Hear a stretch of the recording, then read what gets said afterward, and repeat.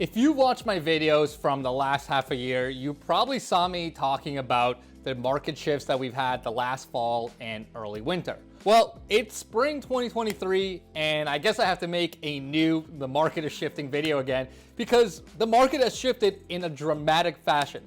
So in this video, I'm going to talk about what's going on with the Boston real estate market, what I'm seeing today in the spring market, and my predictions for how this is going to play out over the next 6 to 9 months. So with that, let's get at it. What's going on, guys? My name is Lior, and welcome back to my channel. Now, before I get into the meat and potatoes of the video, two super quick things, guys. Number one, if this is your first time on my channel, first of all, welcome. My name's Lior. I'm a broker here based in Boston. And if this is your first time on my channel, make sure you subscribe to the video. I'm putting out content all the time talking about Boston lifestyle, real estate, and so much more. And number two, guys, if you're thinking about doing anything at all with real estate, whether you're buying, selling, investing, whatever it may be, I still get so many calls from you guys. I mean, it's literally been going on for years, and I still love each and one of your calls. So if you're thinking about doing anything, hit me up and I will absolutely help you out. So as I said in the intro, it's been kind of a whirlwind the last 12 months in the Boston market. All of last fall, early winter, I was basically talking about it in my videos about how the market essentially dramatically halted, right? I mean, the interest rate spike that we had last, summer and fall really froze up a lot of the market. The early winter, honestly, was really slow. Probably one of the slowest seasons I've seen in 6-7 years of doing this. As we kind of getting out of the winter 2023 and into the spring market, it's kind of on fire again. I don't know how and I don't know why, but it really is. So I'm gonna break down what I'm seeing. So right now in the market, I mean, I've got people chasing everything. I got clients chasing multifamily, single families, condos. On the single family side, it is literally bananas, especially kind of on that starter single family price point, right? So anything under $800,000-900,000 to $1 million and below, it's absolutely insane what I'm seeing. I just submitted a couple of offers last week where we were competing against 40 bids, right? So 40, that's like COVID levels again. Yeah, those starter homes are competitive. I think a lot of people are just realizing that they kind of panicked in the fall and early winter. And you know what? At the end of the day, people still need housing here, right? We still have a massive housing shortage, and whether the interest rates are a little lower or a little higher, people got to live places, right? So a lot of people are out right now. Single families, especially in the burbs, are absolutely on fire right now. You got to be really aggressive to be able to grab one of these singles. Multifamilies are also pretty competitive, and they kind of have remained competitive since even last fall, but they are very competitive now. I was just put in a bid for someone, on a $1.5 million multifamily as an owner occupant, and we got blown out by like over $200,000.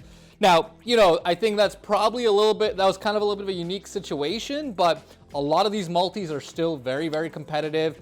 It's taking at least typically 50-75,000 over ask to get, to win the bids of the really good ones, and those in the really good locations. So multifamilies are continuing to stay really strong. Condos, I think, are the only ones that are still a little bit of like hit or miss. There's certainly condos that I see that can definitely fly off the shelf very quickly, particularly the really good ones and the really good locations.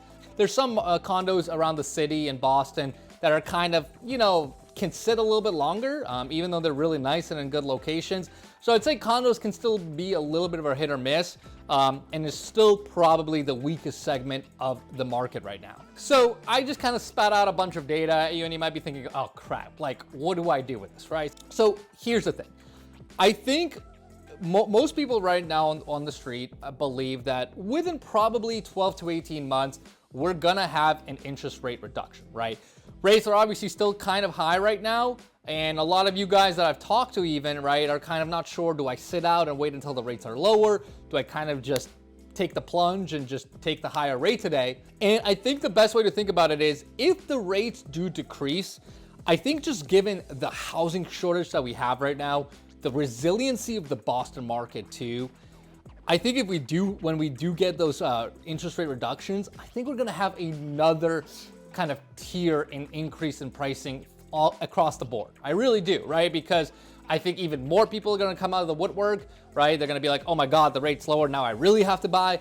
And I think we're going to see that take pricing onto a whole new level. So I do think we kind of have a period right now of say 9 to 12 months, kind of until the end of the year, maybe early next, where it'll be competitive for sure because people need housing, and housing, there's not a lot of it.